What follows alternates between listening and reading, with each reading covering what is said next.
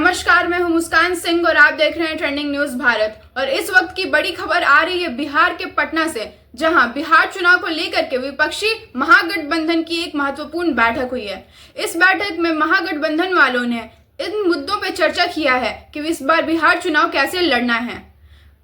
चर्चित किए गए कई मुद्दों में से कुछ मुद्दे हैं बेरोजगारी और भ्रष्टाचार, जिन्हें लेकर के इस बार महागठबंधन चुनाव लड़ेगी।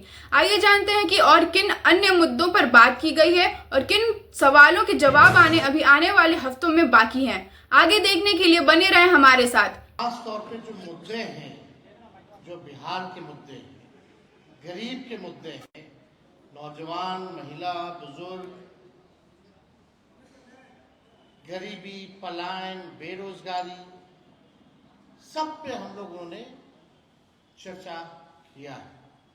गठबंधन की इस बैठक में आरजेडी, कांग्रेस, सीपीआई-एमएल, सीपीआई और वीआईपी पार्टी के प्रमुख नेता शामिल हुए।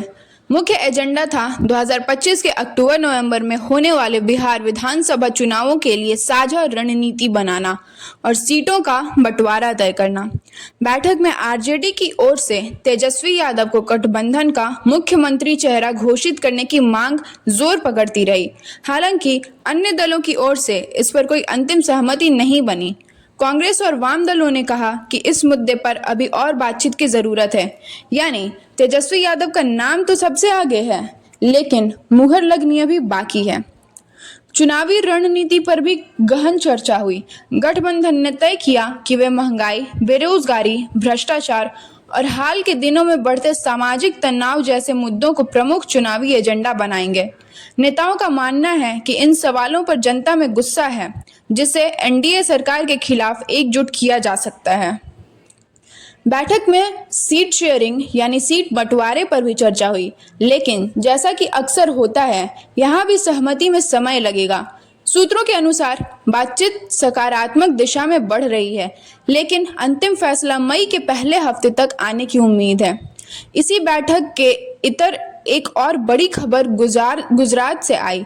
कांग्रेस ने ऐलान किया कि वो गुजरात उपचुनाव में आम आदमी पार्टी यानी एएपी के साथ मिलकर चुनाव नहीं लड़ेंगे। इसी बैठक के इतर एक और बड़ी खबर गुजरात से आई। कांग्रेस ने ऐलान किया कि वो गुजरात उपचुनाव में आम आदमी पार्टी यानी एएपी के साथ मिलकर चुनाव नहीं लड़ेगी। वजह, एएपी ने बिना परामर्श के अपने उम्मीदवार की घोषणा कर दी। कांग्रेस ने इसे गठबंधन धर्म के खिलाफ बताया और अब वह इन चुनावों में अकेले उतरने का फैसला कर चुकी है। इस घटनाक्रम से यह साफ हो गया है कि इंडिया गठबंधन भले राष्ट्रीय स्तर पर एकजुट हो, लेकिन राज्य स्तर पर अभी भी आत्मनिर्भरता और आपसी टकराव बने हुए हैं। पटना बैठक के बाद गठबंधन ने एकजुटता का संदेश जरूर देने की कोशिश की है, लेकिन क्या ये एकता चुनाव तक कायम रहेगी? क्या तेजस्वी यादव को मुख्यमंत्री चेहरा मान लिया जाएगा और सीटों का बंटवारा किस फॉर्मूले से होगा? ये वो सवाल हैं जिनके जवाब आने वाले हफ्तों में मिलेंगे। फिलहाल के लिए पटना की इस बड़ी राजनीतिक बैठक से इतना ही। हम लाते रहेंगे आपको हर अपडेट सबसे पहले और सबसे सटीक। देखते रहिए ट्रेंडिंग न्यूज भारत। मैं मुस्कान सिंह, ट्रेंडिंग न्यूज भारत।